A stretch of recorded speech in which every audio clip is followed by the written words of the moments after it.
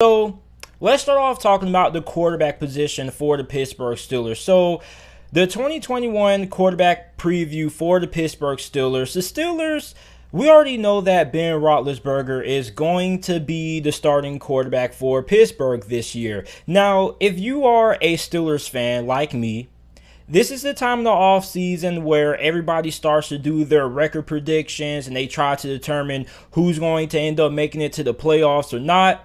If you're a Steelers fan, don't listen to the offseason predictions if you don't have thick skin, because like last year, there are a lot of people who are once again doubting the Pittsburgh Steelers. There are a lot of people who are saying that the Steelers will not make it to the playoffs because of Ben Roethlisberger. Now, if you are a Steelers fan, if you watched all of the Steelers games, you guys would know that Ben Roethlisberger was not the reason for the Steelers struggles on the offense, as a lot of people make it out to be. Okay, yeah, Big Ben had his fair share of struggles. He had some bad interceptions, especially in that wild card loss against the Cleveland Browns last year, but he wasn't the problem. As a matter of fact, Ben Roethlisberger is coming off his best, most efficient season of his whole entire career. Last year, he completed 65% of his passes for 3,803 pass yards, 33 touchdowns, and 10 picks. 2020 was the most efficient season Big Ben ever had in all his years playing in the NFL. Now, yes, he did have some turnover issues at times, like against the Browns, and then remember that Bengals game, which was one of the biggest upsets of the season. Like, he had some really lackluster performances, but he carried the Steelers offense. And at 39 years old, your quarterback should not be carrying your team. Aaron Rodgers wasn't carrying Green Bay's offense. They had a run game.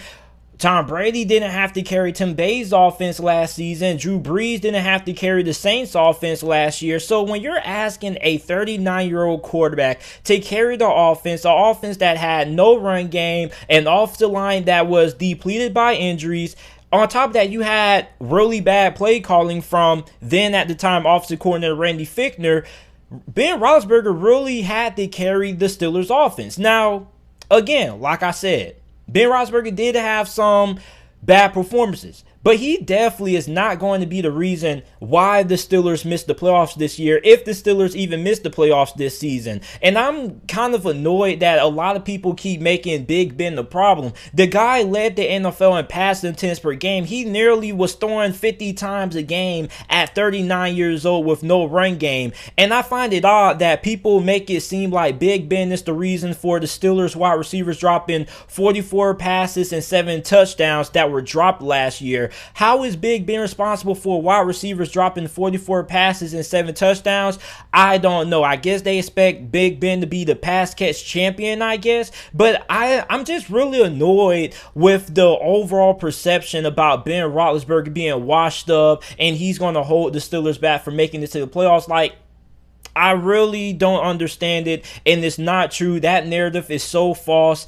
But if you're a Steelers fan, you have to annoy it. You guys know what's going to happen. You guys know people are going to have the Steelers missing the playoffs. They're going to blame it all on Big Ben. Steelers going to come out. They have the toughest schedule in the NFL. It's not going to mean anything because the Steelers are still going to win at least 10 games. Like, Steelers fans are some of the best fans in the NFL. We're one of the best top 3 fan bases in all of football. Not because we, are diehard supporters of this team, but also because we're one of the most realistic fan bases in the NFL. Like last year, everybody was saying the Steelers were overrated. Big Ben was going to hold back the Steelers again. And what happened? The Steelers went to the playoffs. Like, we are realistic fans. The Steelers aren't expecting Big Ben to have an MVP caliber season. We're just expecting Big Ben to be good enough to get the Steelers to the playoffs, and that's all he really needs to do because he has a really good team. Now, aside from the QB1, we got to talk about who's going to end up being the second quarterback on the roster, because the backup quarterback position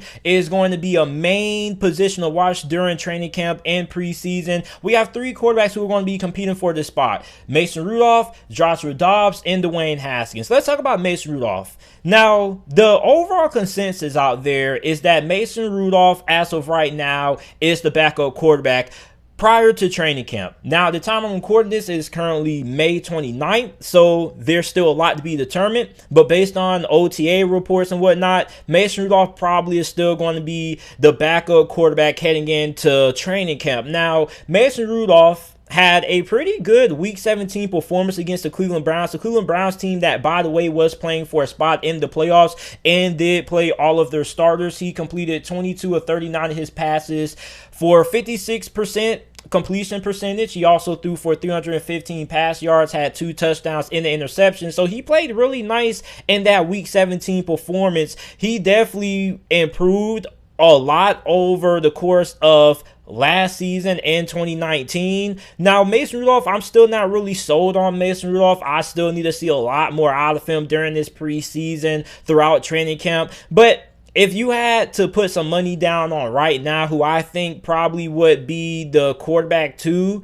heading into training camp, it probably would be Mason Rudolph. I have more confidence in Mason Rudolph than I have the other 2 quarterbacks that we're about to talk about, starting with Joshua Dobbs. Now, Joshua Dobbs, Pittsburgh traded him away to Jacksonville. Jacksonville got rid of him. He ends up being back on the Steelers roster. Now, there are about 15% of the Steelers fan base, I would say, that are really high on Joshua Dobbs. When I did my Dwayne Haskins versus Mason Rudolph video a couple of months ago, a lot of you guys, well, a good amount of you guys said don't sleep on Joshua Dobbs. You guys like what Joshua Dobbs brings to the quarterback position for Pittsburgh because unlike Ben Roethlisberger, Mason Rudolph, and Dwayne Haskins, Joshua Dobbs actually has some mobility in his game. He actually has the ability to run the football at a pretty good level. And I love Joshua Dobbs. He's probably my favorite quarterback on this roster. I've been a fan of Joshua Dobbs ever since his college days at the University of Tennessee. Now, I believe that Joshua Dobbs still has a lot of work when it comes to his ability to be a consistent thrower of the football, which we're going to be able to see more of that as we progress throughout this offseason. But I can understand why people view Joshua Dobbs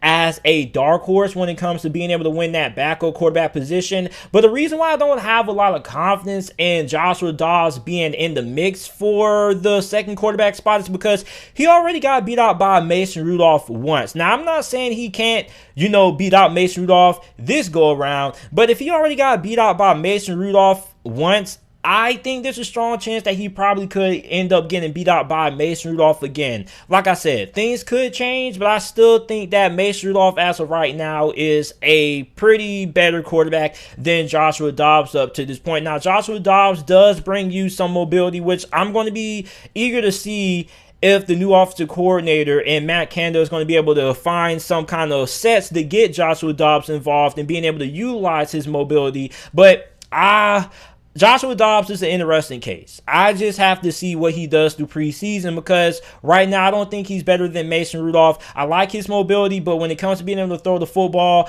he has to show me that he can prove to be a more consistent passer throughout preseason. Joshua Dobbs, my favorite quarterback on the roster, without a doubt. I love everything that he does. He's a great locker room guy. He's also great off the field as well. I love Joshua Dobbs. I need to see more consistency as a passer from Joshua Dobbs throughout the offseason as we progress nearing the start of preseason. Now, the last guy we have to talk about is Dwayne Haskins. Now, Dwayne Haskins is probably the most interesting quarterback out of everybody in this quarterback room because he was a former first-round pick by the Washington football team in the first round a couple of years ago.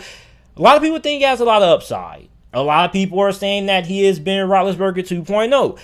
He doesn't remind me of Ben Roethlisberger. I think there are too many people who throw the Ben Roethlisberger comparisons out there too much. Like every time there's a big quarterback that has a strong arm, he gets Ben Roethlisberger comparisons. I think Dwayne Haskins reminds me more of Dante Culpepper, which Dante Culpepper was a pretty solid quarterback. He had a pretty strong arm. He was pretty big, but wasn't the most athletically gifted quarterback when it came to being able to run the football, but he could make defenders miss from time to time, and he was really good withstanding pressure in the pocket. I think Dwayne Haskins, I think that's his upside. I think his ceiling is Dante Culpepper, which Dante Culpepper was a really good quarterback during his time in the NFL. Dwayne Haskins has the most work to do out of all the quarterbacks in this QB room. He has more work than Joshua Dobbs and Mason Rudolph. Now, he does have the higher upside, more more potential than Mason Rudolph, Josh Dobbs, because he was a first round selection for a reason.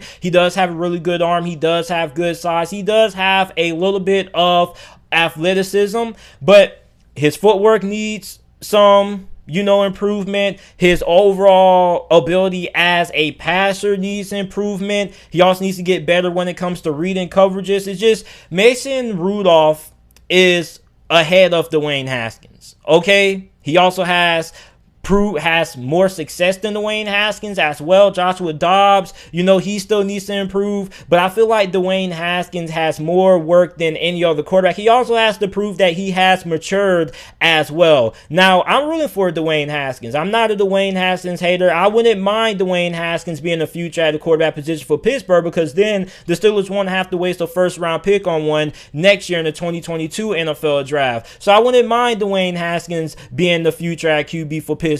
But it's just that there's a lot of work that needs to be done to Dwayne Haskins. Now, does have a really good arm. He does have really good size, but he's pretty raw in everything else. Footwork, pocket presence, and his ability as a passer as a whole. So I think he has the most work and the most to prove out of any quarterback in this QB room for the Pittsburgh Steelers. So if I had to go ahead and predict who would be the 3 quarterbacks to make the Steelers roster this year, I probably will go Big Ben, Mason Rudolph, and Dwayne Haskins. I could see Joshua Dobbs being the odd man out. So let me know who you guys feel is going to be the backup quarterback on the Steelers roster. Who are going to be the 3 QBs who you guys feel will make the Steelers 53-man roster this year.